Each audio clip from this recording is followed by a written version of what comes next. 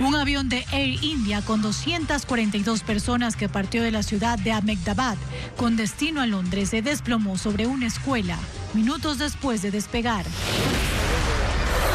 El precio de los racimos de verde se ha duplicado en los mercados de Quito, Guayaquil y Cuenca. Según los productores, la plaga del moco y factores climáticos serían las causas.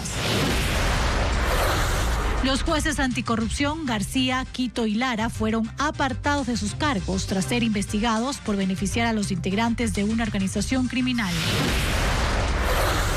La nueva ley de inteligencia ya puede ser usada. Una de sus normas permite que agentes de seguridad tengan otra identidad con cédula. La pugna por el Estadio Olímpico Atahualpa se profundiza. El Consejo Municipal de Quito aprobó anoche tomar el control de esas instalaciones. Horas antes, el Ministerio del Deporte hizo lo mismo. El Ecuador llegó a un acuerdo técnico con el Fondo Monetario Internacional y solicita ampliar el crédito vigente en $1.000 millones. Televistazo inicia una serie para mostrar las diferentes generaciones y facetas de papá por su día. Bienvenidos a Televistazo, amigos. Este jueves 12 de junio iniciamos con información. En India, un trágico accidente aéreo dejó más de 240 víctimas, Alejandra. ¿Qué tal, Andrea? Amigos, mientras tanto, en Ecuador, Petroecuador garantiza el suministro de combustibles pese a la paralización de la refinería de Esmeraldas.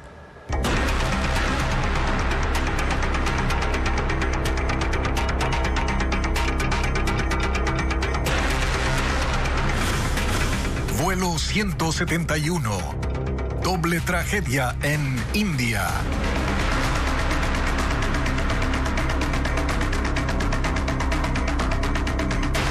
Y un avión que partió de India a Reino Unido se estrelló poco después del despegue, matando a 241 de sus 242 ocupantes.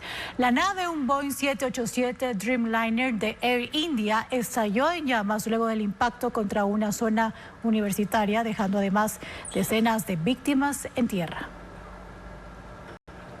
Un video de seguridad del Aeropuerto Internacional de Ahmedabad muestra los primeros instantes del vuelo 171 de Air India que partió al aeropuerto Gatwick en Londres. Pasaron no más de 30 segundos desde el despegue cuando comenzó a perder altura. Nunca recuperó la potencia y se estrelló envuelto en llamas. El impacto provocó una gran explosión. Medios locales reportaron que el piloto había enviado una señal de auxilio en la torre de control, indicando que el avión era incapaz de elevarse. Los restos de la nave quedaron regados en el barrio de Mengani y con ellos los cuerpos de 241 de los 242 ocupantes. Los pasajeros eran 169 de India, 53 británicos, 7 portugueses y un canadiense, además de los 12 miembros de la tripulación. Momentos después, una escena impensada. Este hombre, Vishwas Kumar Ramesh, de 40 años, británico de origen indio, aparecía como único sobreviviente. Algo golpeado y con cierta dificultad para caminar, llegó hasta una ambulancia. Enseguida fue llevado al hospital. Estaba en el asiento 11A junto a una de las salidas de emergencia. Viajaba con un hermano de 45 años a quien no volvió a ver. Otro hermano, residente en Reino Unido, relató que tras el accidente, Vishwas Kumar hizo una videollamada con su padre para decirle que el avión se estrelló, que no sabía cómo estaba vivo ni cómo había salido de ahí. La nave siniestrada tenía un sólido historial de seguridad en vuelos desde que la aerolínea la adquirió en 2013.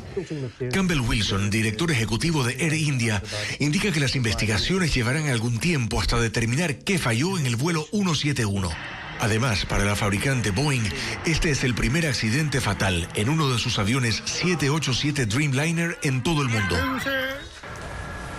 Este accidente representa una doble tragedia. La nave de Air India cayó en una zona de edificios residenciales para estudiantes de medicina de una universidad local. Hay decenas de muertos adicionales en tierra. Los restos del avión de Air India quedaron esparcidos en el área de un campus universitario y dejan escenas como esta. La cola incrustada en el segundo piso de uno de los edificios. En el interior, voluntarios y equipos de rescate inspeccionando la zona. El sector más afectado fue el del comedor, donde según esta imagen había muchas personas en el momento de la tragedia. Otro bloque de las instalaciones también quedó destruido y en la calle más restos del fuselaje y autos quemados. La nave había despegado del Aeropuerto Internacional de Ahmedabad y luego de un breve recorrido perdió potencia y cayó en un complejo de apartamentos usados por estudiantes y profesores de medicina de BJ Medical College. En el sitio hay 94 residencias universitarias. Entre las víctimas hay estudiantes y al menos un médico residente. Los muertos en el campus son casi 50, elevando el número total de víctimas fatales a 290 entre ocupantes del avión y fallecidos en tierra. Los heridos se cuentan por docenas. La recuperación de los cuerpos continuó durante la tarde y las labores de remoción de escombros y búsqueda de más víctimas se ha extendido hasta la noche. A 1.300 millones de dólares asciende la cifra de exportaciones ilegales de oro, según la Cámara de Minería. El gobierno se encuentra ajustando normativas para ejercer controles sobre la pequeña minería, en la que los grupos de delincuencia organizada han encontrado una de sus más importantes fuentes de financiamiento. 1.300 millones de dólares es el valor del oro ilícito que se exportó desde Ecuador en el 2024, cifra que según la Cámara de Minería supera los montos registrados de las grandes empresas que operan formalmente en el país. ¿De dónde sale ese oro? De la pequeña minería. ¿Y por qué se lo considera ilícito? Porque no se lo reporta ni paga impuestos, porque no observa los contratos de concesión ni las licencias otorgadas. Entonces, ¿cómo se llega al monto de 1.300 millones? Gracias a cruces de información con los países de destino. El oro está sobre 3.300 la onza. O sea, para que tengas una idea, Lenin, un kilo de oro, un kilo es $105,000, ¿no? O sea, un lingote del tamaño de un teléfono celular son $105,000. Un informe de 2020 del Departamento contra la Delincuencia Criminal de la Organización de Estados Americanos señala las inconsistencias entre el registro de producción y las exportaciones. Entre 2010 y 2015, Ecuador produjo 37 toneladas de oro, pero exportó 78 toneladas. En 2019 se reportaron exportaciones de oro a China por 76,7 millones de dólares. Sin embargo, China registró que recibió oro ecuatoriano por 339,2 millones de dólares. Una investigación de Código Vidrio señala que el punto ciego de los controles está en los contratos privados de operación y mandato, en los acuerdos verbales y de asociación, y en las autorizaciones que otorga la Agencia de Regulación y Control Minero en las diferentes provincias. El Ministerio de Energía y Minas reconoce que los contratos de operación y mandato que debían ser excepcionales se convirtieron en la norma. No son otra cosa que un subarriendo que parcela el área concesionada y permite que terceros operen en ellas. Esa es la manera como se burló el cierre desde 2018 del catastro minero. No había nuevas concesiones, pero sí nuevos actores, y no necesariamente formales, y sí, muchas veces relacionados con grupos de delincuencia organizada y holdings del crimen transnacional. Hay más de 300 puntos de extracción ilegal de oro. Esta actividad incluso ha llegado a áreas protegidas, que por constitución, tú sabes, no se puede hacer ningún tipo de actividad económica. El otro día estábamos viendo unas imágenes súper dramáticas del Parque Podocarpo. Las autoridades dicen que tienen claro el problema y están empezando por cambiar normas y reglamentos para ejercer un control efectivo sobre esta actividad, que es una de las más importantes fuentes de financiamiento de los grupos criminales que operan en el país. Petroecuador garantiza la provisión de combustibles en el país, pese a que la refinería de Esmeraldas está fuera de operación. La estatal asegura que los sistemas de distribución trabajan con normalidad y que las estaciones de servicio continúan siendo abastecidas conforme a la demanda. Pese a que la refinería de Esmeraldas se encuentra fuera de servicio, Petroecuador asegura que no habrá desabastecimiento de combustibles en el país. Se mantienen operativos los sistemas de distribución y las estaciones de servicio continúan abasteciéndose con normalidad. La refinería sigue operando con sus limitaciones en los sectores afectados, sin embargo, el abastecimiento nacional se sigue efectuando sin ninguna novedad. Petroecuador al día de hoy mantiene más de 5 días de stocks en sus productos, en los derivados, y en las refinerías se encuentra garantizado y se encuentra en calidad para ser expendido. Actualmente, la demanda diaria de gasolina extra en el país, según Petroecuador, es de 38,000 barriles, mientras que el stock disponible es de 213,000 barriles. En el caso de la Ecopaís, se consumen 39.000 barriles diarios y el inventario alcanza 148.000 barriles. En cuanto al diésel 2 y premium, la demanda diaria es de 102.000 barriles y el stock es de 869.000 barriles. Petroecuador opera 3 refinerías: Esmeraldas, La Libertad y Shushufindi. Estas plantas realizan mezclas, generan combustibles y los distribuyen por poliductos hacia 9 terminales de productos refinados en todo el país. También abastecen a 2 depósitos, uno en Loja, que recibe el suministro por tanques, y otro en Galápagos, que se provee mediante buques. Desde estos puntos, el combustible se almacena y se envía hacia gasolineras, centros industriales y distribuidores. En caso de que la refinería de Esmeraldas llegue a stock cero de gasolina extra, las ciudades que podrían verse afectadas son Esmeraldas, Santo Domingo, Quito, Ambato, Riobamba y localidades del sur del país. Hasta el momento se expende el producto con normalidad. El gobierno por cuarta ocasión busca alquilar generadores termoeléctricos de 260 megavatios para 2 centrales en Guayaquil. Lo intenta desde el año pasado, pero esta vez tiene 3 meses para incorporar esa energía antes de septiembre, que empieza el estiaje, y evitar apagones. Diego Cuenca explica qué equipos busca y dónde serán instalados. Ecuador está a 3 meses de entrar a la temporada de estiaje y el gobierno, a contrarreloj, busca alquilar generadores de energía termoeléctrica de 260 megavatios. La intención del Ministerio de Energía es instalar 130 megavatios en la central Enrique García y otros 130 en la subestación Pascuales 2. Ambas están en Guayaquil. Esos equipos deben tener la capacidad de funcionar con diésel o gas natural durante 18 meses. La Corporación Eléctrica del Ecuador, CELEC, recibirá las ofertas de empresas nacionales y extranjeras hasta el martes 17 de junio. Esa es la 4ª vez que el gobierno busca a compañías para que arrienden energía térmica. Lo intentaron en octubre y diciembre de 2024. Luego lo hicieron el 16 de mayo de ese año. La convocatoria no tuvo éxito. El nuevo intento empezó el 10 de junio. Esto ocurre en medio de la incertidumbre de 3 obras termoeléctricas de 241 megavatios, cuya instalación se retrasó. 2 de ellas son Salitral y Quevedo, de la compañía estadounidense Progen, con la que el gobierno anunció la terminación unilateral de los contratos, y están paralizadas. La otra es Esmeraldas 3, que tampoco tiene fecha de funcionamiento. El Consejo de la Judicatura suspendió a 3 jueces investigados por corrupción en el caso Fachada. Los magistrados están acusados de favorecer la liberación de 2 hijos del cabecilla del grupo narcoterrorista colombiano Comandos de la Frontera. Paul Romero con los detalles de la sesión.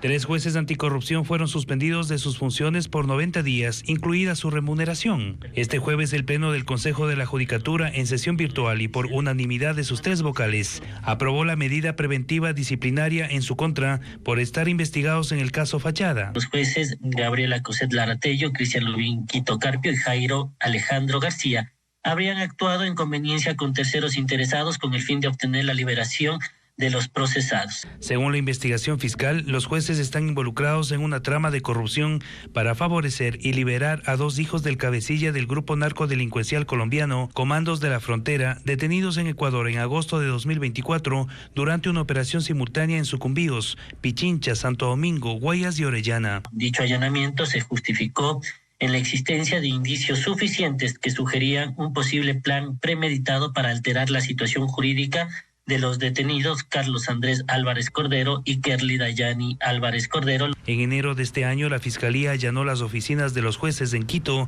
y obtuvo indicios como documentos, dinero en efectivo, teléfonos celulares y computadoras. Según información policial, los bienes incautados y las cuentas bancarias dentro del sistema financiero de los involucrados a esa organización suman $200 millones. Los 3 jueces incurrieron en una infracción disciplinaria gravísima, según el Consejo de la Judicatura: solicitar o recibir préstamos en dinero u otros bienes, favores o servicios que pongan en tela de juicio la imparcialidad del servidor judicial. El proceso judicial se encuentra en investigación previa bajo reserva. Y vamos a una primera pausa comercial y más adelante el precio de los racimos de verde se duplica en los mercados de Quito, Guayaquil, Cuenca y Babahoyo. ¿A qué se debe esta situación? Ya le contamos al volver de la pausa. El olímpico Atahualpa Atahualpa vuelve a manos del municipio de Quito. Anoche el Consejo Metropolitano aprobó la reversión de la donación de ese centro deportivo entregado a la Concentración Deportiva de Pichincha en 1966. Carla Delgado nos cuenta que la resolución se tomó pese a la intervención del Ministerio del Deporte para recuperar el estadio. En un solo día, el Estadio Olímpico Atahualpa pasó de estar intervenido por el gobierno a volver a manos municipales. Apenas la tarde del miércoles, el Ministerio del Deporte anunciaba la intervención de la Concentración Deportiva de Pichincha para recuperar al Estadio Olímpico Atahualpa, luego de conocer las intenciones del municipio de Quito de tomar el control del estadio. La causal por la cual se inició este proceso de intervención es por cefalía. El propio presidente ha anunciado justamente dar un paso al costado, asimismo como los demás miembros del directorio. Tenemos nuestras estrategias planteadas, tenemos nosotros ya marcado una hoja de ruta. 4 horas más tarde, el Consejo Metropolitano aprobó la reversión de la donación de este estadio, que en 1966 fue entregado a la Concentración Deportiva de Pichincha. Concejales, algunos de ustedes son testigos que esto les consulté a algunos, incluso a título de una conversación coloquial que a veces tenemos. Oigan, se ve terrible el Estadio Olímpico Atahualpa. ¿Será prudente que el municipio inicie, que vea, que haga algo, que tome asunto, que reaccione? Y varios de ustedes me dijeron sí. Y varios de ustedes saben que es desde hace al menos un año atrás. Con 14 votos a favor, 4 en contra y 2 abstenciones, se dio paso justificando, según el procurador del municipio, que la concentración no cumplió las condiciones estipuladas durante la donación. El estadio no está en buenas condiciones. No se construyó espacios para la práctica de otras disciplinas deportivas en un periodo de 5 años. Y a decir de ellos, tampoco entregó 500 entradas al municipio de Quito por cada evento realizado por la concentración. Pero me planteo esto, ¿y por qué creo que tenemos una coincidencia con el gobierno central? Porque uno no interviene lo que está bien. Uno interviene lo que funciona mal. En la resolución se contempla que realizarán un estudio estructural, mejorar la condición del espacio público del entorno, mantener las diferentes prácticas deportivas en una de las áreas asignadas en el estadio, realizar adecuaciones en el interior, pero principalmente estructurar un modelo de gestión basado en la alianza público-privada. Sin embargo, la situación no se ha resuelto y habrá que esperar hasta este lunes. El ministro de Deporte, José David Jiménez, invitó al alcalde a una reunión de trabajo, según dijo, por el bienestar del deporte de Pichincha. Los detalles en pocos minutos. Este sábado habrá una jornada extraordinaria de cedulación en 37 agencias del registro civil. Se atenderá a personas con o sin turno. Además, hoy inició la inscripción para institutos técnicos y conservatorios públicos. Ariana Bermeo cuenta hasta cuándo serán las matrículas. Este sábado 14 de junio, el registro civil atenderá en 37 agencias de las 24 provincias del país desde las 8 hasta las 14 horas. Es una jornada extraordinaria de cedulación en la que tendrán prioridad las personas con turno para ese día. Sin embargo, también se atenderá a usuarios sin turno. Las personas de grupos prioritarios como niños, mujeres embarazadas, adultos mayores y personas con discapacidad no requieren turno. Este jueves inició la etapa de inscripción para ingresar a institutos técnicos y conservatorios públicos. Hasta el 16 de junio, los estudiantes podrán inscribirse en la página web registrounicoedusub.gov.es para rendir la evaluación de capacidades y competencias que mide aptitudes verbales, numéricas y abstractas. El resultado será promediado con el récord académico del aspirante. El único requisito para inscribirse es haber completado previamente el registro nacional. Este sábado, el Aeropuerto Internacional Mariscal Sucre de Quito suspenderá operaciones desde las 2 hasta las 14 horas debido a trabajos de mantenimiento en la pista. 27 vuelos nacionales e internacionales han sido reprogramados. Los pasajeros deben consultar su horario con las aerolíneas. Los próximos cierres por mantenimiento serán el 21 y el 28 de junio.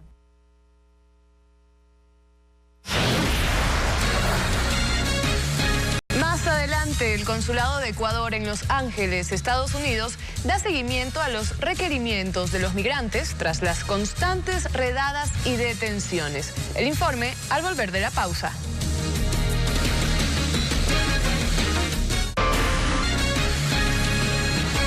El gobierno aprobó la segunda revisión técnica del acuerdo con el Fondo Monetario Internacional y solicitó ampliar su programa crediticio en $1.000 millones. Ariana Bermeo presenta los detalles en la siguiente nota. Ecuador aprobó la segunda revisión técnica del Fondo Monetario Internacional. Esto asegura que uno de los 3 desembolsos previstos para este año de aproximadamente $415 millones cada uno se realice en los próximos días. En un comunicado, el FMI dijo que Ecuador alcanzó las metas previstas hasta diciembre del 2024 y que logró reformas importantes como el incremento del IVA y la liberalización de los precios de la gasolina a pesar de la crisis eléctrica y de seguridad. Se cumplieron y de hecho el fondo da a entender que se cumplieron con cierta holgura. En 2024 el Ecuador presentó una mejora importante en su resultado fiscal y esto se debió lamentablemente no a un tema estructural sino a muchos ingresos ocasionales que llegaron el año pasado por remisión tributaria, por los cambios en el régimen de autorretenciones, por impuestos temporales. Ese no fue el único anuncio del FMI. También informó que el Ecuador pidió que se amplíe el programa de financiamiento de $4.000 a $5.000 millones. La solicitud ya tiene un acuerdo técnico y falta la aprobación del directorio del Fondo Monetario Internacional. El Ministerio de Finanzas dijo que esta ampliación tiene como objetivo reforzar el apoyo financiero al país en su esfuerzo por consolidar la estabilidad económica y el desarrollo inclusivo en un contexto global más complejo. Si eso se aprueba, los $1.000 millones adicionales deberían desembolsarse en la medida en que se sigan cumpliendo con las metas en los 3 años que restan del acuerdo. Los próximos desembolsos del FMI dependen de que Ecuador cumpla con más compromisos, entre ellos, saldar la deuda con los proveedores del Estado, municipios, prefecturas y seguridad social a medida que aumente la liquidez de recursos, promover reformas laborales que flexibilicen la contratación y aumentar los ingresos petroleros incrementando gradualmente la producción y mejorar la capacidad del sistema de refinerías. Ante las manifestaciones en Los Ángeles, en protesta contra las detenciones y redadas del Servicio de Inmigración de Estados Unidos, el Consulado de Ecuador en esa ciudad da seguimiento a los requerimientos de los migrantes, cuya comunidad se mantiene en incertidumbre por lo ocurrido. Nos informa Bessie Granja. Los trabajos han disminuido. Aquí vimos un grupo de ecuatorianos de la provincia del Oro, de Machala. Es el ambiente que describe un ecuatoriano que vive en Los Ángeles, la ciudad más poblada del estado de California y el epicentro de las intensas protestas contra la política migratoria de Donald Trump y su ola de redadas para detener indocumentados por parte del Servicio de Inmigración y Aduanas ICE. Entre los migrantes detenidos en las manifestaciones constan ecuatorianos. La Cancillería informó en su red social X que el Consulado de Ecuador en Los Ángeles habilitó los teléfonos de emergencia +1 323 94 33 303 y +1 323 658 6020. Hay personas que se vienen. Mientras tanto, entre los connacionales existe incertidumbre de que la ola de detenciones se intensifique, afectando a más familias. La esposa de un primo de mi señora fue arrestada cuando se fue a presentar a corte por lo de su asilo. Entonces, cuando salió del edificio, la detuvieron. Entonces, ahora hay que ir a buscar abogado. Los abogados cuesta dinero, sale caro, para ver si pueden evitar que sea deportada. Puedes ver, allá hay negocios cerrados, hay menos personas en las calles. Desde el martes en Los Ángeles se cumple un toque de queda tras 5 días de manifestaciones. Este ambiente también ha afectado la rutina de la comunidad ecuatoriana migrante en esa ciudad. Asimismo, yo creo que el 90% y más son personas ilegales que trabajan ahí. Entonces están cerrados, están vacíos, no hay. La gente tiene miedo de ir a comprar, la gente tiene miedo de ir a trabajar. Se espera que la Cancillería se manifieste sobre cuál es la situación y el futuro de los compatriotas que fueron detenidos durante las jornadas de protesta.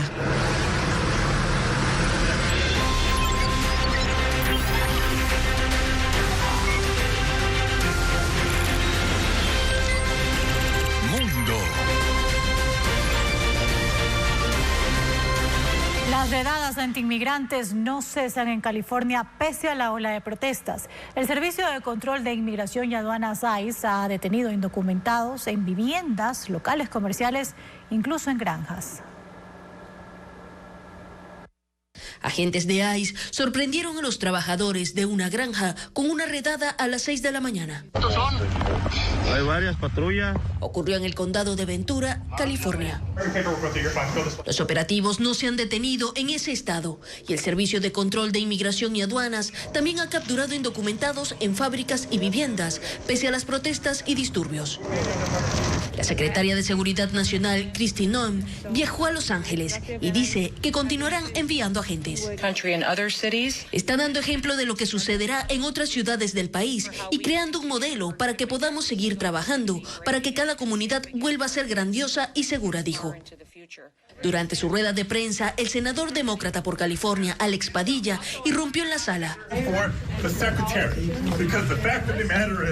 Exigió respuestas sobre las medidas de control migratorio que considera extremas, pero fue retirado a la fuerza por el servicio secreto, que lo inmovilizó y esposó, pero después lo liberó. Si es así como el Departamento de Seguridad Nacional responde a un senador con una pregunta, imagínense lo que están haciendo con los trabajadores agrícolas, cocineros y jornaleros de la comunidad de Los Ángeles y de todo el país, señaló. El presidente Donald Trump admitió hoy que las redadas y deportaciones masivas han afectado a los sectores de agricultura, hotelería y ocio, que dependen de la mano de obra migrante, por lo que adelantó que habrá cambios. Crece la violencia en Bolivia, donde seguidores del expresidente Evo Morales bloquean las vías para exigir su candidatura a la presidencia. Hay 5 fallecidos, entre ellos 4 policías que fueron emboscados por manifestantes. Merlis González con las imágenes. Con piedras y explosivos, seguidores de Evo Morales se enfrentaron a la policía en Yayagua, en el sur de Bolivia. Decenas de agentes llegaron a la zona para reabrir el paso de una vía que los manifestantes mantenían bloqueada, pero fueron emboscados.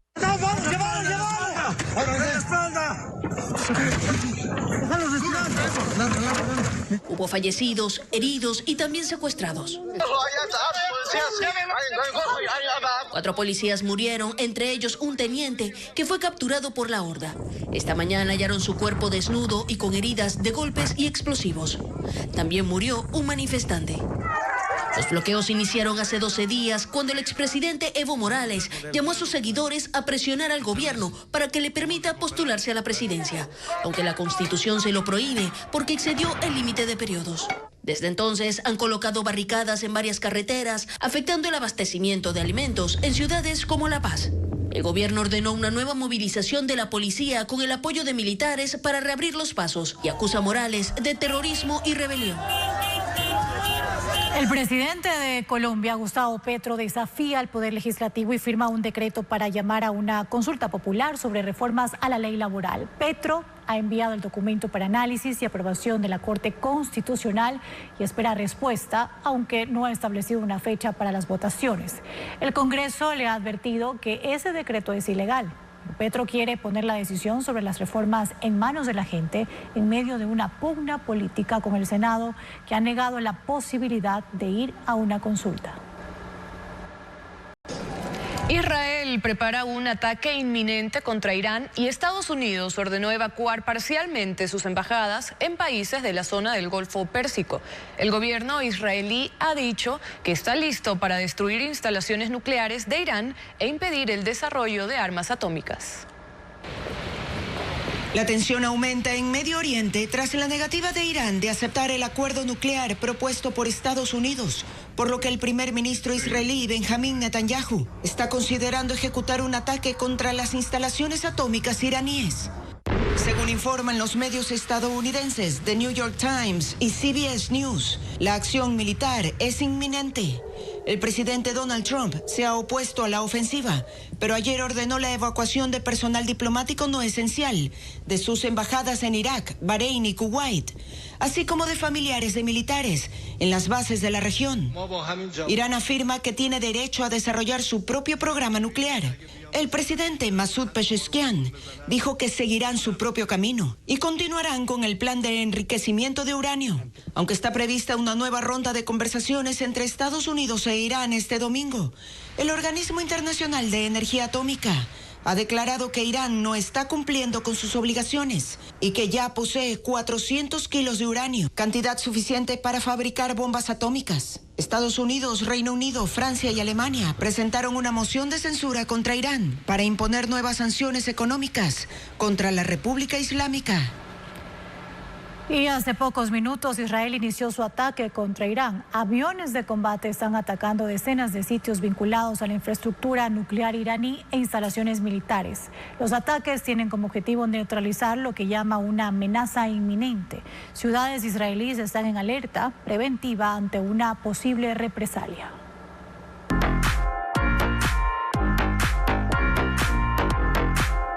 Max on the beat.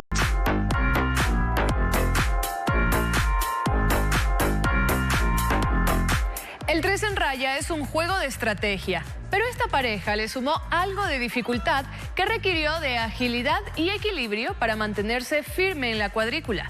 El hombre parecía tener todo bajo control, pero un simple paso en falso lo hizo perder.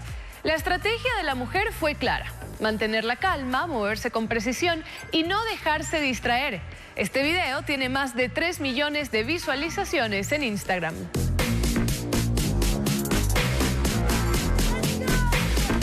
Pura coordinación y trabajo en equipo. Son una mezcla de Messi, Ronaldo y Michael Jordan para encestar.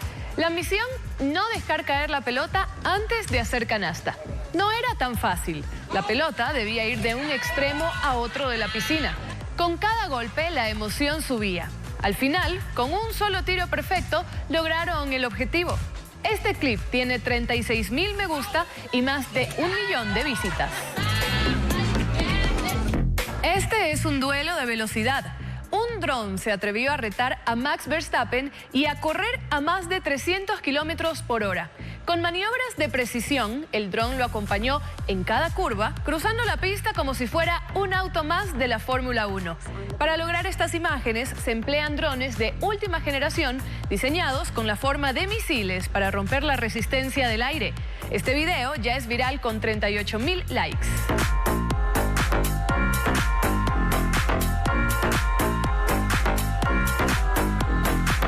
Este paracaidista no solo voló, desafió las leyes de la física y de la paciencia para lograr un aterrizaje perfecto en el camper que estaba en el techo de una casa rodante en movimiento.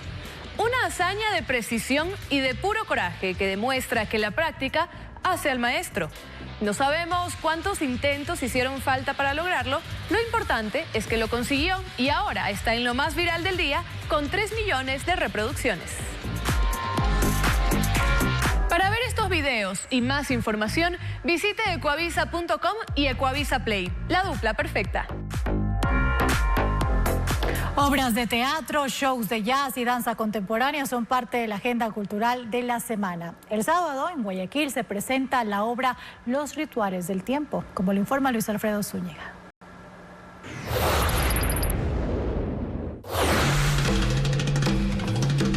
El sábado 14 de junio el colectivo Z Danza Teatro presenta la obra Rituales del Tiempo, una puesta en escena que aborda el nacimiento, las relaciones, las rupturas y la muerte, haciendo énfasis en la pandemia. Y te lo imaginarías como un reflejo exterior de lo que hay dentro de ti. Así como en los cambios y las luchas secretas de los seres humanos por medio de la danza. La obra está dirigida por el maestro ecuatoriano Javier Delgado. Además cuenta con los bailarines Vladimir Montenegro y Milena Rodríguez. La función será a las 6 de la tarde en el Teatro José Martínez Queirolo de la Casa de la Cultura en Guayaquil.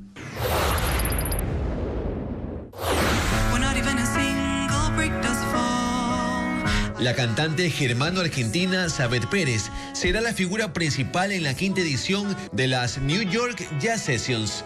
Ella estará en escena junto a Joan Sánchez en el piano. Giovanni Bermúdez en el contrabajo y Carlos Bravo en la batería. Además del jazz, el cuarteto interpretará composiciones originales de la cantante, que incluyen los géneros swing, bossa nova y otros ritmos latinoamericanos. La presentación se realizará este jueves 12 de junio a las 8 de la noche en la tercera sala del Teatro Sánchez Aguilar de San Borondón.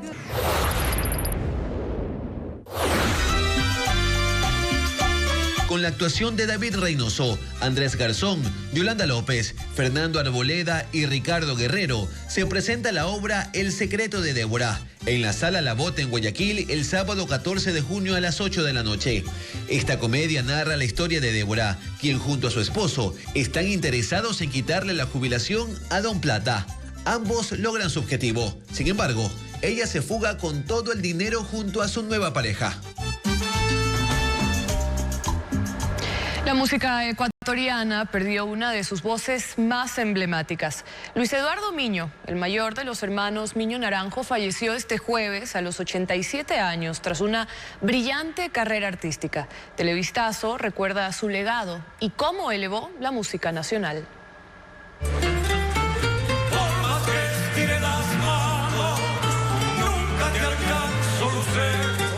La música ecuatoriana está de luto. La voz inigualable de Eduardo Miño Naranjo se apagó este jueves.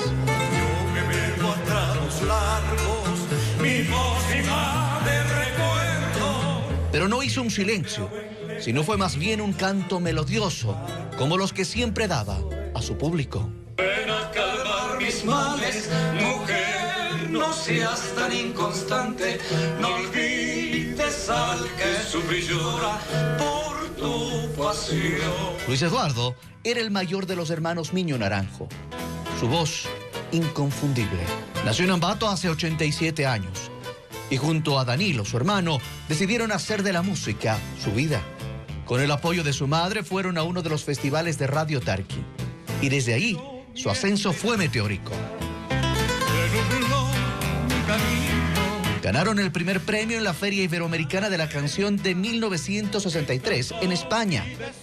Pero sobre todo, se ganaron el cariño de los ecuatorianos por su manera apasionada de cantar. Acompañados de esta guitarra vieja, dice. Llenaron coliseos, teatros, plazas, reconocidos hasta en el lugar más recóndito de Ecuador. Tú y yo. Si eres el sol, sempiterno de mi anhelo, porque no matas el hielo de este invierno.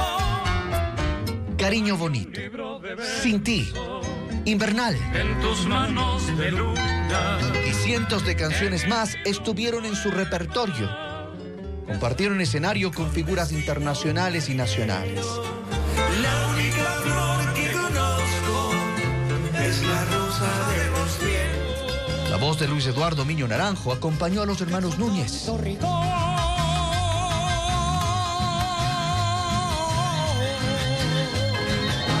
Paulina Tamayo y Segundo Rosero. Tampoco se amilanó a lo moderno y con alegría estuvo con músicos actuales. Su pasión, la música nacional, la enalteció siempre, hasta en una de sus últimas actuaciones en febrero, cuando volvía al escenario junto a su hermano. La oportunidad que Dios nos da para seguir defendiendo a la música ecuatoriana. Hoy se fue, pero como la avecilla, que no se deja agobiar por la tristeza. No te dejes, avecilla.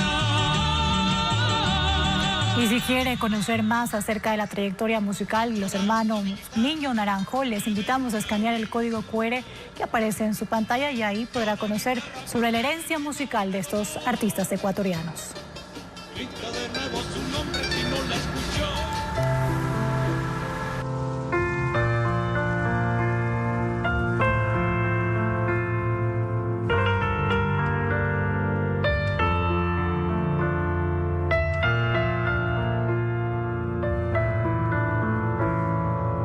El precio del plátano verde se ha duplicado en los mercados de algunas ciudades del país. La escasez por daños en cultivos, a causa del clima y de la plaga del moco, ha provocado que racimos que antes costaban entre 3 y 5 dólares, hoy superen los 10 en ciudades como Guayaquil, Cuenca y Babahoyo.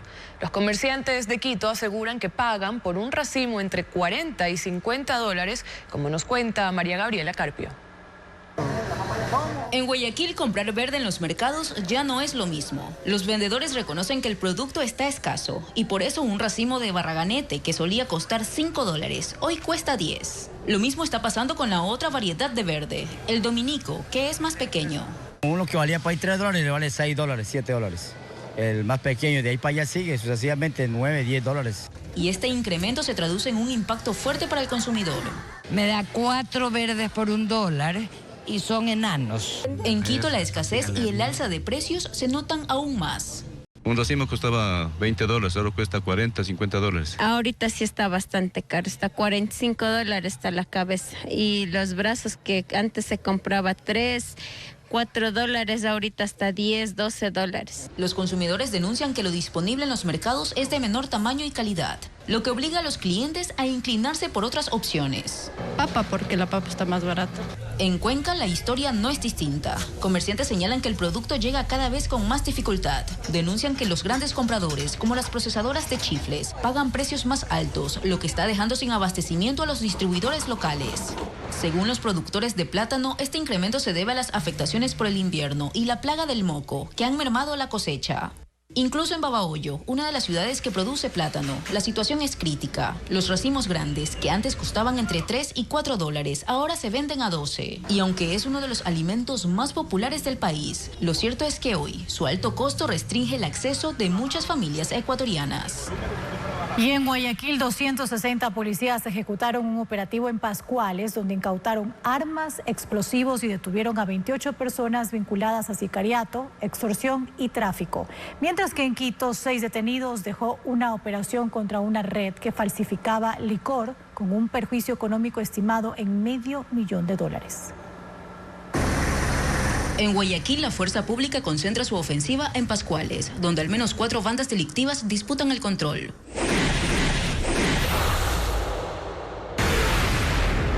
Por segundo día consecutivo, este distrito volvió a llenarse de uniformados. Durante la madrugada, la policía desarrolló el operativo Huracán 16 en al menos 32 puntos. 260 uniformados se desplegaron en sectores como Bastión Norte, Bastión Sur, Mucholote y Las Orquídeas. Ahí se realizaron cerca de 60 allanamientos, incautaron 8 armas de fuego, más de 90 municiones, droga, explosivos, un chaleco policial y 10.000 litros de combustible almacenado ilegalmente. Hubo 28 capturados, de ellos 19 en delito flagrante y los otros 9 tenían boletas judiciales, todos investigados por sicariato, extorsión, droga y tráfico de armas. Este mega operativo ocurrió un día después de que 700 militares intervinieron otras zonas del mismo distrito, tras los 8 asesinatos del martes en Pascuales.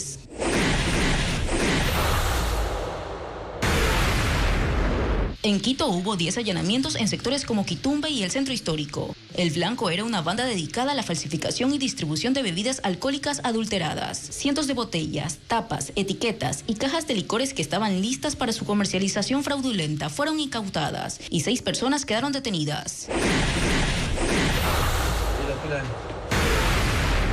En la provincia de El Oro, la policía detuvo a 10 integrantes del grupo delictivo Sao Box, vinculado al tráfico de drogas, sicariatos y extorsión. El operativo ocurrió en el centro de Machala, donde decomisaron cerca de 6.000 dosis de droga, motos y dinero en efectivo. El Banco Interamericano de Desarrollo financia el programa de prevención y respuesta a la violencia y criminalidad. Este plan incluye acciones para frenar el reclutamiento de niños por organizaciones delictivas y fortalecer al Ministerio del Interior y a la policía. Patricio Díaz describe otros detalles de la propuesta. El Banco Interamericano de Desarrollo BID aprobó el programa de prevención y respuesta a la violencia y criminalidad en octubre del año pasado, como parte de un crédito. Buenos días. Y hace pocos días, la ministra Saría Moya anunció que se firmó un préstamo por $260 millones que, según esa cartera de Estado, financiarán ese plan. El programa tiene 3 componentes, según anunció el BID con su aprobación. El primero, para evitar el reclutamiento de adolescentes y jóvenes, incrementando la presencia del Estado en zonas vulnerables, incluyendo la construcción de infraestructura para la fuerza pública y el apoyo a la red de seguridad escolar. El segundo componente es aumentar la eficacia de la investigación criminal, fortaleciendo las capacidades de la Unidad de Análisis Financiero UAFE y de la policía, con la modernización de sistemas de cadena de custodia, mejores capacidades de investigación forense digital, equipamiento informático y la creación del Centro Cibernético de la Policía. El último punto es fortalecer al Ministerio del Interior, modernizando sus sistemas de información, y a los gobiernos autónomos descentralizados en temas de seguridad ciudadana. Desarrollar también el modelo de gestión técnico y académico para la Universidad de Seguridad Ciudadana y Ciencias Policiales. El Ministerio del Interior es la entidad ejecutora. El crédito es a 25 años con un periodo de gracia de 66 meses y varios desembolsos en 2025. La ley de inteligencia fue publicada este miércoles en el registro oficial. Los agentes del sistema deberán cumplir nuevos requisitos y el director del CIES podrá contratar personal ocasional sin límite, como lo explica Paul Romero en el siguiente reportaje. La Ley Orgánica de Inteligencia entró en vigencia sin modificaciones. Este miércoles se publicó en el registro oficial número 57 el cuerpo legal de 58 artículos, 5 disposiciones generales, una transitoria, 4 derogatorias y una disposición final. El secretario jurídico de la presidencia, Stalin Andino, comunicó al registro oficial el mismo día que la Asamblea aprobó la ley, la sanción favorable del presidente Daniel Noboa. La ley regula el Sistema Nacional de Inteligencia con 7 subsistemas y establece nuevos requisitos para sus integrantes que serán militares, policías, de la UAFE, Casa Presidencial, SRI, aduanas y SNAI que superen las pruebas de control y confianza. Tendrán 6 funciones, entre ellas, recolectar y analizar información mediante técnicas y elementos tecnológicos, ejecutar operaciones de inteligencia y contrainteligencia, elaborar productos de inteligencia para toma de decisiones, proteger la seguridad y confidencialidad de la información. Los agentes para ingresar al sistema deberán superar pruebas de admisión, control y confianza. La ley faculta al CIES contratar personal ocasional sin límite en función de los requerimientos operativos. Los agentes tendrán protección de su identidad. El gobierno, mediante el registro civil, les entregará documentos con nueva identidad para el ejercicio exclusivo de sus funciones. La sesión de Consejo Municipal de Guayaquil tuvo hoy un tema dominante, la seguridad. El alcalde de la ciudad, Aquiles Álvarez, manejó un tono conciliador e hizo un llamado al diálogo con el gobierno y dijo que el Aquiles de la época de campaña ya se acabó. Tenemos un problema grave. No fue la materia de la convocatoria, pero aún así dominó la sesión entera. El asesinato, los secuestros. En realidad el tema no fue exactamente la violencia, sino más bien la falta de acuerdos entre el municipio y el gobierno para enfrentar la crisis de inseguridad. Hacen una ley buscando apoyo de la empresa privada y este ministro rechaza la ayuda voluntaria. El tono de los concejales fue áspero. Ya basta de vernos como el enemigo a combatir. Y aunque el alcalde estuvo de acuerdo en el fondo, no compartió la forma. El Aquiles de la época de campaña se acabó. Su posición fue más pacífica. No hubo reclamos, sino nuevos llamados al diálogo. Más allá de lo que haya pasado con la gobernadora, le vuelvo a decir que tiene las puertas abiertas y nunca la invitación fue para tomarnos un té. No me gusta el té. El tono fue conciliador al máximo. Nosotros vamos a dejar siempre las puertas abiertas para el gobierno central y para cualquiera que quiera trabajar por Guayaquil. Reconoció errores. Campaña, yo que decía, sí, vamos a luchar contra la inseguridad. Parte también del desconocimiento. Y hay que admitirlo, así como admití en su momento que era un error haber decidido sacarles las rejas al malecón. Bueno, fue un error creerse Superman también. Decir, vamos a arreglar el tema de la inseguridad en Guayaquil. Solos no podemos. La sesión de consejo terminó con una propuesta clara: unir fuerzas para enfrentar la crisis. Mañana se reinstalará la audiencia de evaluación y preparatoria de juicio en el caso AAA, donde está procesado el alcalde de Guayaquil, Aquiles Álvarez, otras 15 personas y 6 empresas por el delito de almacenamiento y comercialización ilegal de combustible. La diligencia fue convocada por el juez Renan Andrade a las 9 de la mañana de este viernes 13 de junio en el Complejo Judicial Norte de Quito. El pasado 27 de mayo la audiencia fue suspendida. La Comisión de Desarrollo Económico de la Asamblea aprobó el informe para el primer debate de la Ley Urgente de Innovación y Fortalecimiento de la Gestión Pública. Entre las reformas incluidas destaca la propuesta para sancionar a menores como adultos.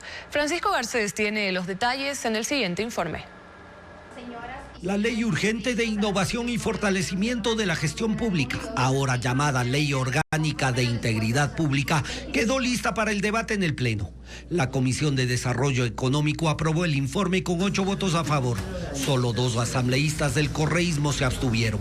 La ley del Ejecutivo llegará al Pleno de la Asamblea con cambios. El principal, una reforma penal para que los menores desde los 14 años sean juzgados como adultos en crímenes como sicariato y asesinato, según lo planteó el asambleísta Andrés Castillo del oficialismo. La propuesta es que el juzgamiento y las penas sean las mismas que las de un adulto y que solo sean trasladados a un centro de rehabilitación de mayores al cumplir 18 años. En donde en realidad se cumpla, eso sí, el principio constitucional de la rehabilitación social, en donde él pueda aprender, en donde él pueda quizás graduarse del colegio. Se incluyó otra reforma penal para que los fiscales puedan ser acusados y enjuiciados por prevaricato. El proyecto original fue planteado por el presidente para fortalecer el sistema de contratación pública, con controles automatizados, modernizar el portal de compras públicas y eliminar varios tipos de contratación. Incluye normas para facilitar la contratación de miembros de la economía popular y solidaria y pequeñas empresas y cambia el sistema de evaluación de desempeño de funcionarios públicos. Los 2 asambleístas del correísmo que no apoyaron el informe argumentaron que el proyecto viola el principio de unidad de materia que debe tener una propuesta de ley económica urgente.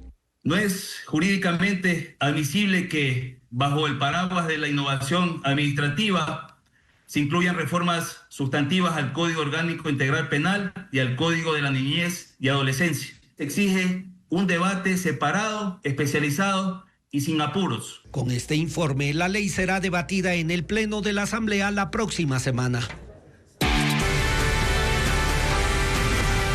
Papá, el cómplice en casa.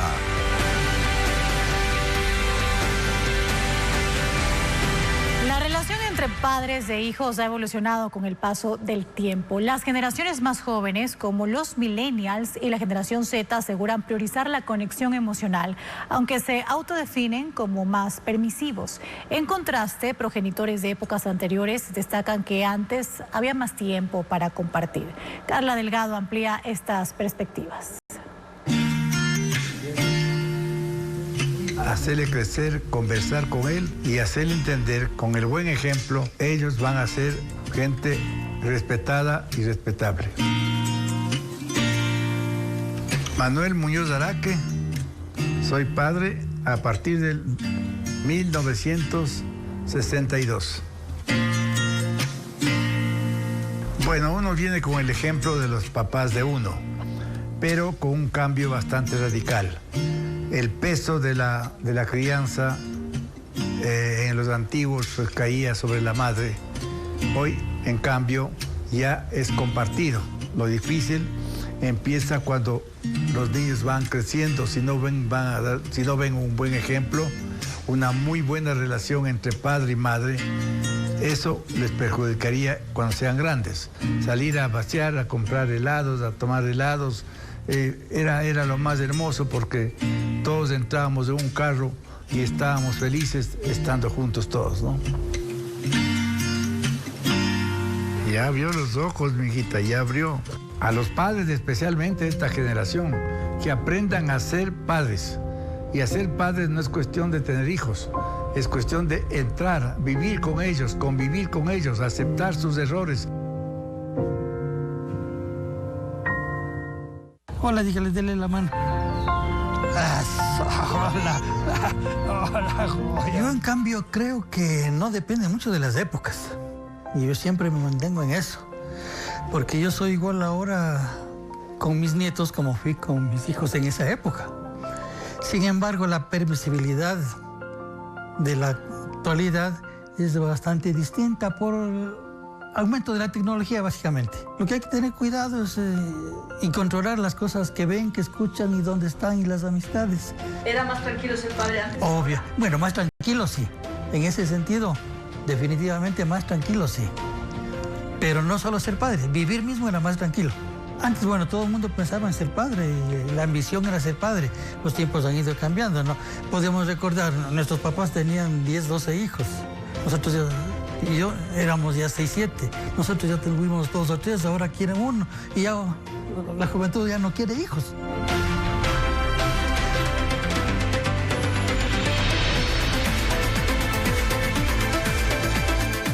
Mi primera hija nació el 22 de febrero del 2019. Ahí fue el nacimiento de mi primera pequeña. Y mi segunda pequeña recién llegó el 6 de enero de este año, del 2025. Los tiempos de esto de ser papás ha cambiado. Yo recuerdo que antes el papá no era tan presente como lo es ahora. Creo que viene también esta parte de la crianza con amor, la crianza respetuosa. Uno de los aspectos es gracias a la tecnología. Y después de la pandemia, yo sí doy gracias porque nos ha ayudado muchísimo con la virtualidad. Y con la virtualidad, ya con la pandemia, nos pasaron a casa y creo que uno de los aspectos positivos fue eso, es no perderme nada, compartir mucho más tiempo con mi familia, estar ahí en el día a día. No es tan complicado, la verdad. Creo que es muy importante también tener la madurez, tener la fortaleza y el positivismo de sacar todo adelante. Hoy hasta el lunes estarán abiertas las inscripciones para carreras e institutos técnicos superiores. La primera tecnología en manejo apícola del país es una de las novedades en la oferta educativa. Muchos de los estudiantes tienen más de 30 años y ya trabajan de forma empírica en el sector. Diego Puente con los testimonios. Criar abejas dejó de ser un hobby y se convirtió en una carrera de tercer nivel. En Cotopaxi, este instituto superior abrió la primera tecnología en manejo apícola. 47 estudiantes están en el primer año. La mitad del tiempo reciben clases en las aulas y la otra mitad en empresas que ayudan en su formación. Para la actual convocatoria del CENESID se ofertan 60 cupos. El 70% de sus estudiantes posee colmenares que los ha cultivado empíricamente. Es el caso de Byron Tuapanta, de 46 años. 6 de ellos como apicultor. Él aprendió en las aulas seguridad industrial para evitar picaduras, fisiología de las abejas, manejo técnico de sus plagas y emprendimientos para vender sus productos en canales digitales. Nunca vimos el tema del manejo de las redes, del manejo de la tecnología que cada vez va avanzando. Entonces nosotros queremos apalancarnos en esto para poder ser rentables, nuestro negocio sea próspero y podamos vivir del tema de apicultura. En este colmenar hay cerca de 2 millones de abejas. Los estudiantes las revisan cada 15 días para descartar plagas y conocer el estado de salud de las abejas. En laboratorio se analiza la calidad de la miel y parámetros sanitarios para comercializarla. También aprenden lo que es emprendimiento, genética apícola, sanidad apícola. Tenemos lo que es inocuidad y análisis físico-químico de los productos de la colmena. No es la única innovación. La carrera de manejo y producción forestal, que abrió hace 1 año y medio, tiene 30 cupos. Fue creada por la falta de técnicos calificados en empresas de explotación forestal sostenible. Muchas personas que ya tenían experiencia en viveros o manejo de plantas se tecnifican en conocimientos y conservación de suelos, resistencia de plagas, pisos climáticos, silvicultura o fisiología vegetal. Gerardo Majinga está en 2º semestre. Empezó a estudiar a los 57 años para conocer científicamente dónde y qué plantas sembrar y mejorar su desempeño en el vivero de la prefectura de Cotopaxi. En este caso, el estudio no tiene edad. Andrea, de 30 años, trabajadora de mantenimiento de jardines públicos, se inscribió por el apoyo de su hija, de su esposo y por la memoria de su hijo mayor que falleció hace 8 años. En el municipio de Salcedo nos vinieron a ofrecer la carrera y yo conversé con mi madre y ella fue la primera promotora en la que me dijo estudia. estás todavía a tiempo y tienes que estudiar para que seas alguien más en la vida.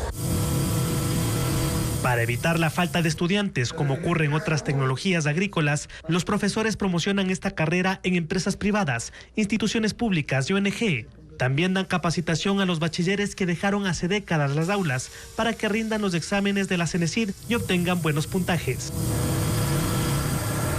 Miles de abejas trabajan en las alturas de Colonia, Alemania, donde se conmemoró el Día Mundial de las Abejas. Asociaciones y expertos advierten sobre las crecientes amenazas que ponen en riesgo su supervivencia en todo el mundo. Los detalles en el siguiente informe de Coavisa, Telecinco y AP. Unas 400.000 abejas en colmenas urbanas en las azoteas de Colonia, Alemania, trabajan intensamente produciendo miel. Asociaciones de apicultores de Colonia desarrollaron este proyecto para incrementar la población de abejas y otros polinizadores que llevan años en declive. Los expertos culpan a insecticidas, parásitos, enfermedades, cambio climático y la falta de una alimentación diversa. También han instalado cajas como nidos para ayudar a las abejas solitarias, que no son parte de una colmena. El proyecto no solo tiene beneficios ecológicos. En Alemania, las abejas contribuyen con 2.000 millones de euros al año a la economía por producción de miel y otros productos. En Noruega también se impulsa un proyecto similar. La Asociación de Apicultores recomienda instalar en hogares jardines hippies, donde se deje crecer el césped de forma más natural y se permita florecer a las plantas para que los insectos puedan recolectar néctar y polen. Las abejas son importantes porque son las principales polinizadoras del planeta. Sin ellas, la mayoría de las especies vegetales no podría reproducirse y moriría. Investigadores dicen que si la población de abejas sigue disminuyendo, se tendrá que recurrir a otros métodos, incluso la polinización manual.